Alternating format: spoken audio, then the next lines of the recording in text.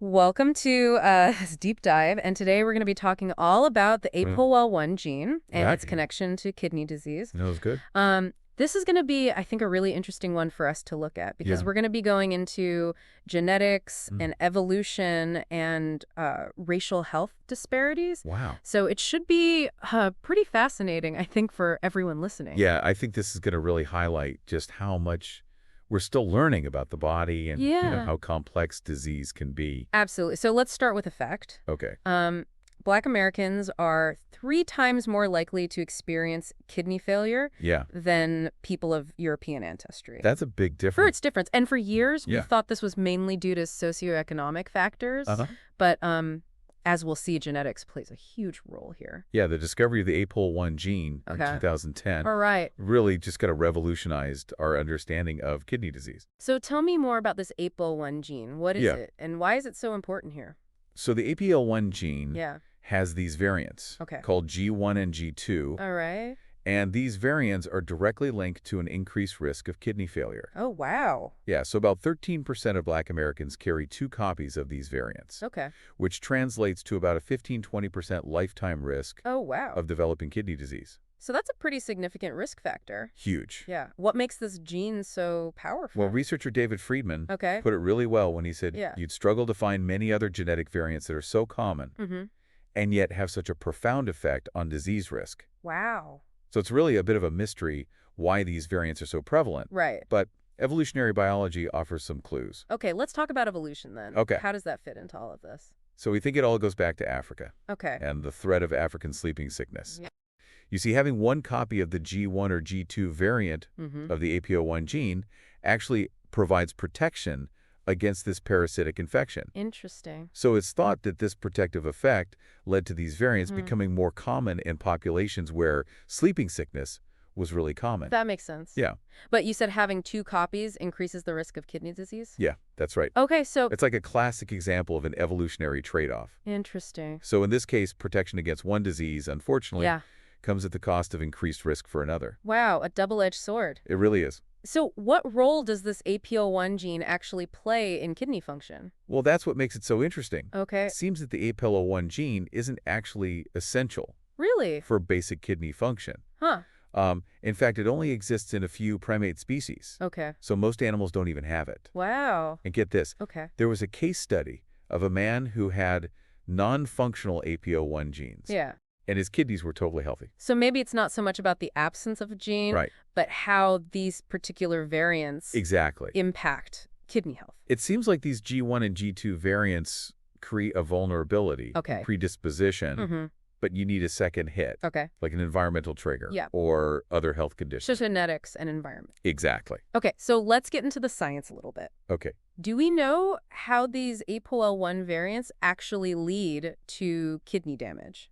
So we know that it's the G1 and G2 variants that are the culprits, but the exact mechanisms are still being investigated. Okay, what are some of the current theories? Well, the current thinking is that the variants might lead to the production of an altered or overactive APOL1 protein, which disrupts normal cellular processes. So it's like this protein is just wreaking havoc. It leads to cell damage and eventually cell death. Gotcha. So this altered protein is just setting off this cascade that compromises kidney function. And to make matters more complicated, oh no, the APOL1 gene doesn't just increase the risk for one specific type of kidney disease. Oh, really? Yeah, it's associated with a broad spectrum of kidney diseases. Wow. Including those caused by hypertension and HIV. So this is a really significant discovery then. Yeah. With implications for a whole bunch of different kidney diseases. And what makes this story even more hopeful is that the discovery of APOL1 has opened up a whole new frontier of treatment possible. Let's dive into those. Yeah. What are researchers looking at in terms of potential treatment? So we're talking about potential treatments now that target the gene itself. Yeah. This is where things get really exciting. It is. So what are scientists working on? Well, one of the most promising avenues is gene therapy. Okay. Where the aim is to modify the APOL1 gene. Wow. To prevent it from producing this harmful protein. That sounds incredibly advanced. It is. Is anyone actually working on that? Yeah. So AstraZeneca and Ionis Pharmaceuticals are collaborating on that front. And they've already conducted some early safety trials. It's amazing that we might be able to target the root cause at the genetic level. Yeah. what other options are out there? So another strategy involves developing small molecule inhibitors. Okay. These are drugs designed to block the activity of the APOL1 protein. So instead of modifying the gene, right, they just neutralize the effects of the protein. Exactly. Cool. And is anyone working on that? Yeah, so Vertex Pharmaceuticals and Maze Therapeutics are both working on this approach. Interesting. Are they in trials yet? Yeah, Vertex actually is. Okay. They're running a large phase 23 clinical trial for their drug enoxaparin. And what's that drug supposed to do? So it involves over 400 people. Wow, that's a big trial. Yeah. Okay. With different types of kidney disease. Okay. And we should see some interesting results in the next few years. So what are they looking at in the trial? So they're looking at a variety of factors like protein levels in the urine, overall kidney function, and how long it takes for people to progress to needing dialysis or a transplant. So they're looking to see if it can slow down or prevent the progression of kidney disease? Yep. That's pretty amazing. It is. So we've talked about preventing it. Right. What about people who already have advanced kidney disease and need a transplant? Yep. Does the APOL1 gene play a role there? Absolutely. It has huge implications for kidney transplantation. Okay. So remember how we talked about kidneys from Black donors? Yeah, they were historically downgraded in the transplant system because of those higher failure rates. Right. But is that the whole story? Not necessarily. Recent studies suggest that APOL1 genotype might be the key factor here. Okay. So kidneys from Black donors who don't have the high-risk genotype actually seem to last just as long as kidneys from other donors. So it's not race, it's this genetic variant. Exactly. That's a really important distinction. It is, and this has led to a push to reassess transplant policies. Okay. There's a study led by Dr. Marva Moxie-Nims that aims to replace race with APOL1 genotype. So using the genotype instead of race in the evaluation process. Exactly. For kidney transplants. Yep. Wow, that could be a big change. It could potentially increase the number of kidneys available for transplant significantly. Wow. So if they can demonstrate that APOL1 genotype is a more accurate predictor of transplant success, it could lead to a much fairer and more effective allocation of donor kidneys. It's incredible to think that this discovery was made just 15 years ago. Yeah. And it's already leading to these groundbreaking changes. I know it really highlights the power of scientific inquiry and the importance of investing in research. Absolutely. Particularly when it comes to health disparities. And speaking of disparities, I'm curious about access to these new APL1 targeted therapies. Right. Assuming they work. Yeah. Will they be available to everyone who needs them? That's a crucial question. Yeah. And unfortunately, there are no easy answers. Right. We've seen how socioeconomic factors can create barriers to healthcare access, even for life-saving treatments. And this disproportionately affects Americans who already face systemic disadvantages. You're right. So while the development of these new therapies is a significant step forward, we need to ensure equitable access. Right.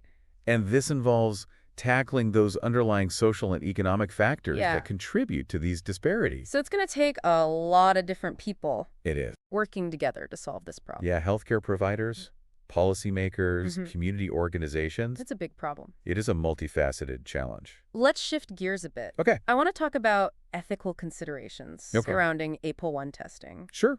Knowing your genetic risk for a disease can be empowering. Right. But it can also come with anxiety and uncertainty. Genetic testing is a powerful tool, but it's not without its complexities. What kind of complexities? Well, it raises questions about psychological distress, privacy, and the potential for discrimination. Yeah, I can imagine getting that kind of information would be overwhelming. It would be. What are some of the downsides?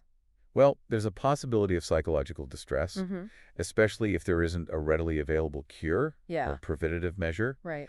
It could lead to heightened anxiety and fear. And what about discrimination? Right. Could this be used against people? Unfortunately, that's a valid concern. Yeah. You know, insurance companies, employers could use this information against individuals. We need to make sure that people are protected. We do. The ethical framework around genetic testing needs to be robust. Yeah. Individuals need to be fully informed about the potential risks and benefits of testing, and their privacy must be protected. Absolutely. What's being done to address this? So there are ongoing discussions and efforts to develop guidelines and regulations for the responsible use of genetic information. Good. This whole conversation really highlights this connection between genetics, evolution, and health disparities. It really does. What are some broader lessons we can learn? Well, it reminds us that our genes are a product of our evolutionary history. And this history can have a huge impact on our health. Right. Sometimes a genetic trait that offered protection in the past can actually become a liability. Right, like in a different environment. Exactly. Well, in tax... And it really underscores the need to look beyond socioeconomic factors when trying to understand health disparities. So not just looking at income and things like that. Right. Genetics is a critical piece of the puzzle.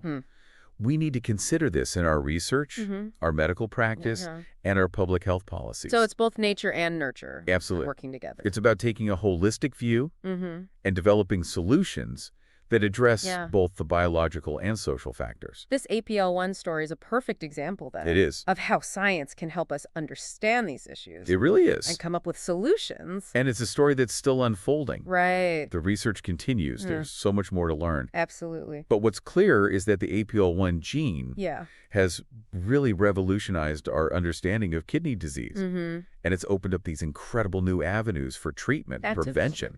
Well, thank you so much for joining us on this deep dive into the world of APOL1. Yeah. This has been a fascinating journey, and I hope everyone listening has found it thought-provoking as well. Absolutely. So before we conclude, I want to leave you with a thought-provoking question. Right. If you had the opportunity to know your genetic risk for a particular disease, would you want to know? And if so, how would you use that information to make decisions about your health and well-being? Interesting. That's a question a lot of us are going to be facing, you know, in the future, I think. Yeah, as we enter this new era of personalized medicine. Exactly. It really does get at the heart of, the dilemma we face, I think, as we unlock more and more of these genetic secrets. Right. It's like opening Pandora's box. Yeah, once you know, you can't unknow. Exactly. And how would that change your perspective on your health? Yeah. Would you feel more empowered? Yeah. Would you be motivated to, change your lifestyle? Make healthier choices. Exactly. Or would it create a sense of fatalism? Right. Like, it's inevitable. Exactly. It doesn't matter what I do. Right. And then there are those bigger societal implications. We've talked about,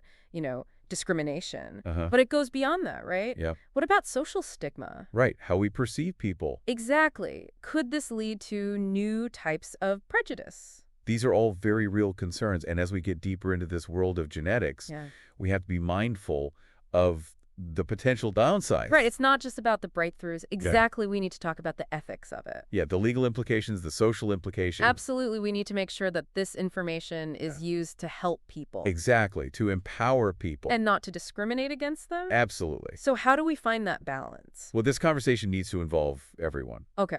It can't just be scientists and policymakers. Right. It needs to be patients, families, Yeah. community leaders, ethicists. We all need to be a part of it. Exactly. Well, this has been really eye-opening for me. Yeah. Learning about the APOL1 gene. Yeah, we went from, a basic discovery to its evolutionary roots. Yeah, and then talking about treatments and the ethical challenges. It's really a story of science, intertwined with human stories. It really is. Individual choices and societal challenges. Absolutely. And it's a story that's still being written. Yeah, there's still so much research to be done. So much more to learn. But what is clear is that this gene has really revolutionized our understanding of kidney disease. Absolutely. And it's opened up all these exciting new avenues for treatment and prevention. Well, thank you so much for joining us on this deep dive into APL1. Yeah. I hope it was as fascinating for you as it was for me. Me too. And we encourage you to continue exploring these issues. Yeah, talk about it with your friends and family. Yeah, talk to your doctor. Right, and help shape the future of genetics. Absolutely. Until next time. Yeah. Keep asking those questions. Keep learning. Keep learning and keep the conversation going.